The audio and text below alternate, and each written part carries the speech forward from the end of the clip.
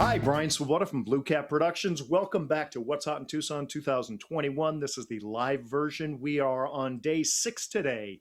And today would normally be the start of the Westward Look show. And so today's first guest is someone who exhibits up at the Westward Look. And if you go to the show, you can usually see him there. We have Patrick Dreher, all the way from Idar-Oberstein. And he is broadcasting to us live from Germany. So, Patrick, welcome to the show. Lauren, Peter, take it away. Hi, Patrick. Bummed Hi. we don't get to see you this year. It's always a delight to see the amazing carvings that you bring. But I understand you've got some fun things to show us that you've got going on over there in Germany. Exactly. Today we are in Germany and we are not in my workshop because I have a water leak, so company is a little bit closed. Today we are in the workshop of my good friend. He is a goldsmith master, and together with him we produce some carvings for jewelries, and this I want to introduce you. So that is the goldsmith Oliver. You see he's still working at a new project of some horses. Fantastic. So he's now preparing them. That will be later a double head horse, which gets mounted together for a pendant. Over the last years, I get more and more requests for smaller carvings used as jewelries. And that was born of the idea to produce some smaller carvings, which we can use as jewelry pieces. This is now a casting in white gold, but the original, the master model, was carved in gemstone. And I can carve more detailed, more finer lines as a goldsmith can do, for example, in wax. When you come close to this one, we have, for example, here a horse. It's carved in lapis lazuli. It's not yet high polished, but you see the goldsmiths prepare now some gold parts as a gold chain. Here you see, for example, a finish project that we did for a client. That was an order in 18 karat white gold, yellow gold with tourmaline and some diamonds. Here you see a composed parrots. Also, we use the gold as a beak and the white gold as the eyes, and some different gemstones to show the color of the parrot. Here you see butterflies. They are also very nice. In this kind, we use the agates for the wings, and looks at the the texture of the agates coming very nice together, that we get a nice picture of the finished wings. In the center is also white gold with yellow gold, some diamonds, also tourmaline and some baguette diamonds. Here you see the lion, which I showed you in the Zoom video some months ago. It's still not finished. You see we are a little bit busy. But Oliver just prepared the teeth, but they are still not finished. This is fantastic work.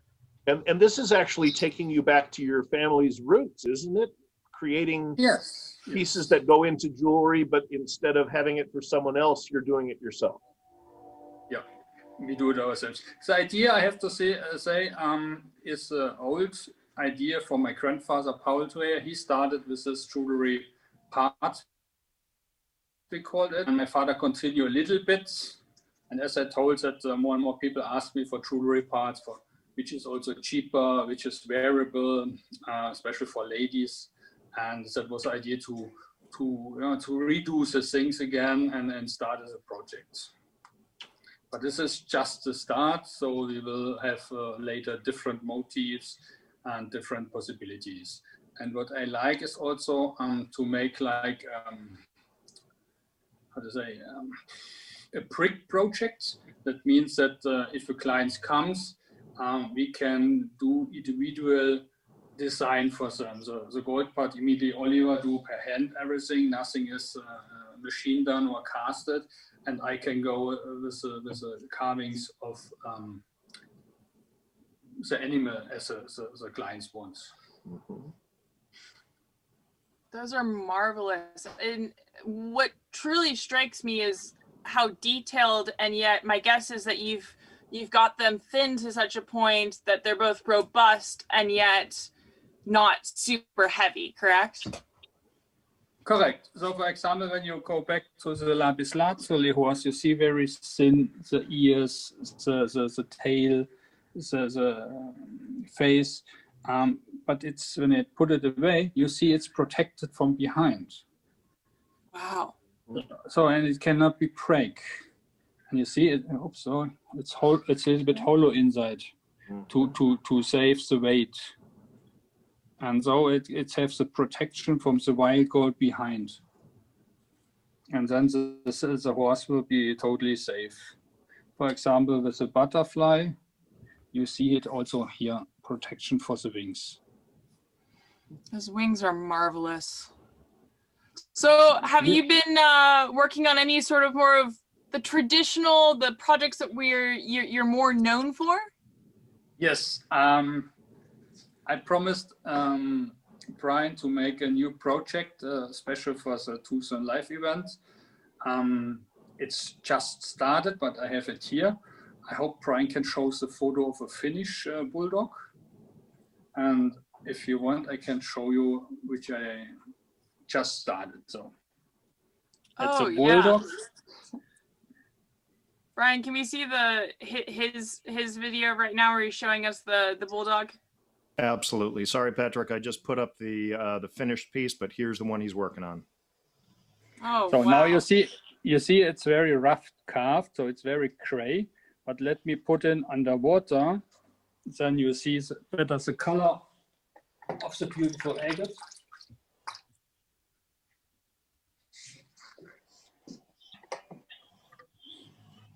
You see it? Oh yeah. That's going to be... So later, for example, the nose will get gray and the mouth will be this yellow, brownish, and the back will be beautiful, this hazelnut brownish. I love how you have it, the agate so beautifully oriented that it actually will sort of add to those wrinkles, and his ears got those little stripes on it. That is beautiful. And my understanding is, so Brian, you were showing us a photo of a completed one, right? Yeah, let me pull that back up on the screen. Patrick, maybe you can talk about this a little bit. Exactly. That is how it looks like a finished one. It's only to show the visitors how the details will be when it is finished. But I have to say, I like this agate more because he had more nicer color. He's more regular with the stripe, and you see here the gray stripe and the brownish stripe. So he will get later a much nicer face. And how long will it take you to get him from the stage he's at now to a comparable finished stage for the one in the picture? I would say 3.5 weeks. That's full-time work? Yes, yes. I'm not sure whether I'm going to say that seems very fast or that seems like an awful lot of work, or a combination of the two. Well, that's German full time, so like that's a lot of work. I make per year around 12 to 15 carvings in this size or bigger size. So you can count once a month, not more. So to carve them, it takes time, and you both know very exact that the agate is a very tough stone. So it takes time to carve it. It's not like a soft stone, which is, how to say, you can cut butter. I'm sorry that I cannot show you how to carve it, but I think you will understand it. Yes. Now, Patrick, you are not carving that on commission. We talked about that was just something that you're doing on your own, and that is available for people if they wanted to contact you, correct? This is what I talked to Brian, that I want to make anything special for the What's Hot in Tucson live show. It's not shown, that is the first shown to the public is now.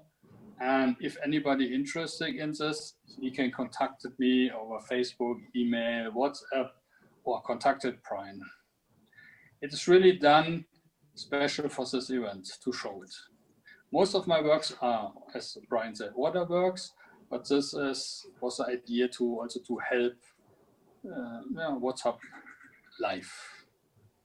And maybe if a client is interesting, we can also carve it anyhow in the base of the underneath here example said it is always a remember at this event. Oh, that is fantastic. Patrick, thank you so much for coming on the show. We are about up with time for that. If people want to know more about Patrick and see more of the work that he's done, we did a great interview with him on Mineral Talks Live, and you can see that at gomineraltalkslive.com/episode 07. And that was Patrick Dreher.